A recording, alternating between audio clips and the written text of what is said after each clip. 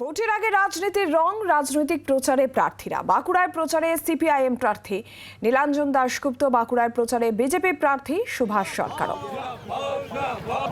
ভারতের communist party মার্ক্সবাদী জিন্দাবাদ, ইনকলাব জিন্দাবাদ।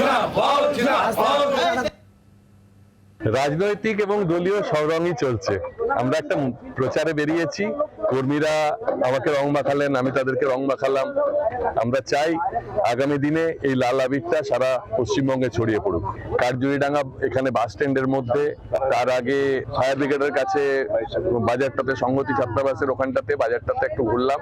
হ্যাঁ, মানুষজন তো লাল আবির মাখার জন্য প্রস্তুত আছে, এখন শুধু সময়ের অপেক্ষা। ভারতের কমিউনিস্ট পার্টি মার্ক্সবাদী জিন্দাবাদ। মানে ভারতবর্ষের ঐতিহ্যের প্রতীক। কিরকম না, গেরুয়া অর্থাৎ ত্যাগের প্রতীক। এই ত্যাগের প্রতীক যে রং, সেই রংকে নিয়ে হোলি খেলতে বেরিয়েছি, যাতে মানুষ পারস্পরিক স্বার্থ ভুলে গিয়ে একে অপরের সঙ্গে বন্ধুত্ব। বাংলার আওয়াজ, বাঙালির আবেগ, জি 24 ঘন্টা।